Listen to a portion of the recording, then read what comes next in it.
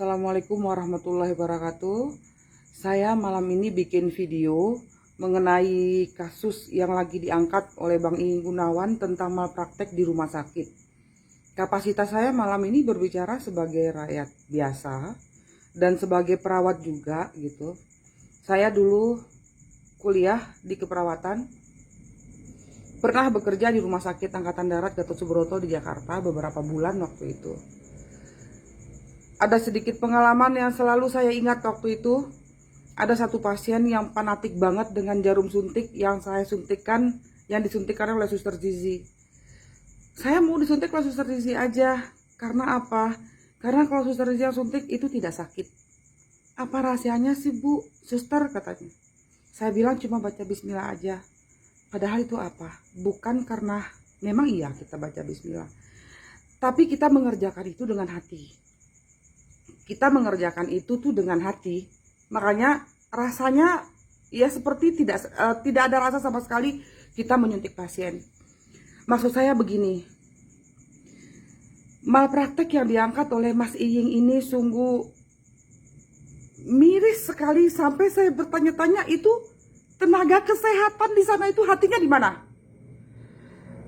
Belum malpraktek yang dialami oleh almarhumah teman saya yang sudah beberapa kali operasi kanker payudara di rumah sakit itu, yang ketinggalan benang dan segala macamnya, kita nggak usah bahas karena beliau sudah meninggal.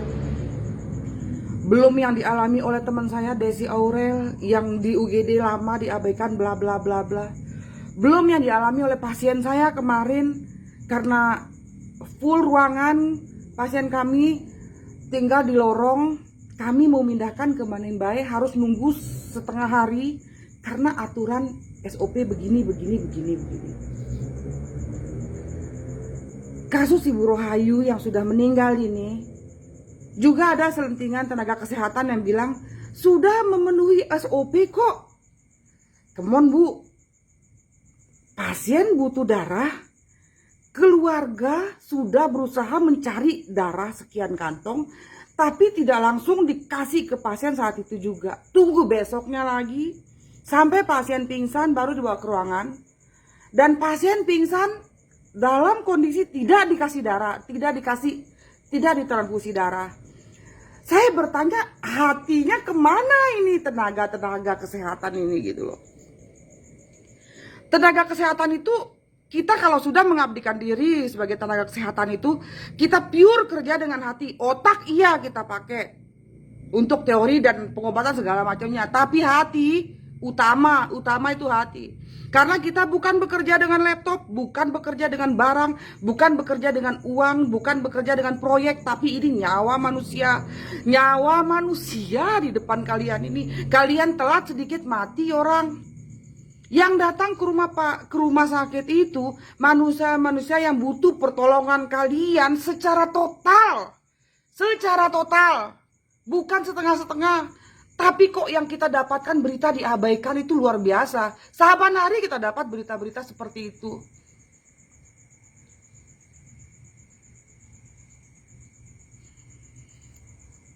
Kasus ini ya, saya baca serem banget gitu ya. Saya nggak komen nggak apa, cuma saya berpikir kok masif sekali malpraktek di rumah sakit ini, masif sekali gitu, terlalu banyak. Dan bahkan pasien kami pun ngalami tapi belum parah, nggak separah ini, hanya disuruh menunggu sekian lama, setengah hari untuk pemindahan ke rumah sakit lain.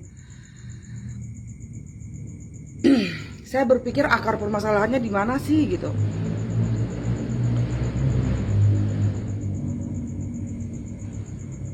Mungkin yang utama pembinaan mental kali ya pada tenaga kesehatan. Kalian itu bukan bekerja dengan objek, bukan bekerja dengan benda, tapi bekerja dengan manusia yang secara total membutuhkan pertolongan. Dan itu kalian harus bekerja dengan hati, bukan dengan otak saja. Baik dokternya, baik perawatnya, baik admin dan segala macamnya harus bekerja dengan hati. Karena yang datang ke situ, seperti saya bilang tadi, manusia yang butuh pertolongan kalian secara total. Contoh kasus Ibu Desi Aurel aja. Berapa lama dia di UGD diabaikan, lalu dengar kata-kata judes perawat di sana. Sempat beliau share di FB waktu itu. Miris sekali, itu contoh kecil. Dan ini sudah terlalu sering terjadi di situ gitu loh. Jadi melalui postingan ini please deh, mental kalian itu please lah di-upgrade ulang deh. Kalian tuh harus bener-bener pakai hati bekerja di situ. Bukan, kalau kalian punya banyak masalah di luar, tinggalkan masalah dulu. Karena harus fokus. Nggak ada kita dengar masalah lain, malpraktek rumah sakit lain tuh nggak ada, hanya di situ aja gitu loh. Itu yang pertama. Yang kedua, SOP yang sudah dibilang tadi. Bikinlah SOP yang benar-benar mendahulukan keselamatan pasien. Pasien masuk UGD itu kan yang utama tuh A, B, C, D. Yang A, air, kayak oksigen gitu. B-nya breath, pernapasan. Yang ketiga C, circulation, darah. Yang keempat baru gerak. Jadi A, B, C-nya itu dulu diutamakan, baru D. Kalau pasien ini akan didiamkan karena SOP harus begini begitu, mati orang. Kalau A, B, C, D ini nggak dipenuhi, mati orang. Jadi mungkin di review ulang mungkin ya aturan-aturan gitu. Karena apa? Sekian banyak aturan kalau tidak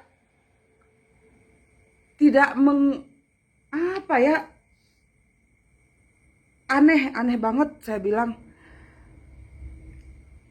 Saya kehabisan kata-kata untuk kasus Ibu Rohayu ini, kehabisan kata-kata saya. Beliau butuh darah sampai pingsan, tidak dikasih darahnya. Ada yang bilang sudah sesuai SOP. SOP aturan dari mana? Sebenarnya rumah sakit itu mengutamakan apa? Nyawa loh ini.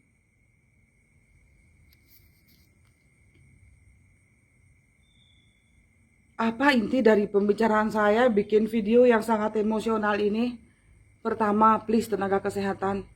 Please tenaga kesehatan dari RSUD, pakai nurani kalian. Pasien yang datang ke situ adalah orang yang membutuhkan kalian secara total. Yang kedua, SOP itu bikinlah SOP yang mengutamakan keselamatan pasien. Bukan yang aturan mencela-mencela ke sana kemari dengan begini begono. Ini bukti.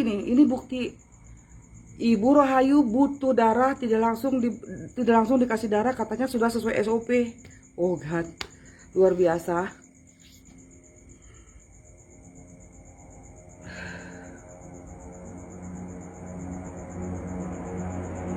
Semoga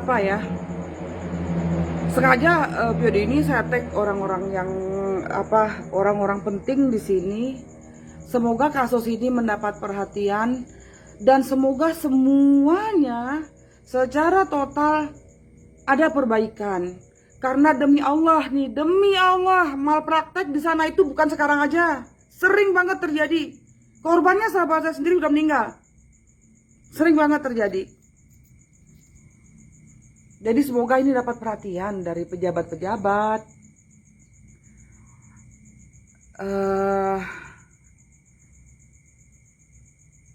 Sampai kapan gitu loh, sampai kapan akan begini kalau nggak dirubah dari sekarang gitu loh. Terima kasih sama Bang Iing sudah mengangkat masalah ini. Semoga ini menjadi titik balik perbaikan pada rumah sakit itu gitu loh. Semoga ini jadi titik balik perbaikan pada tenaga kesehatan di sana gitu loh. Terima kasih. Assalamualaikum warahmatullahi wabarakatuh.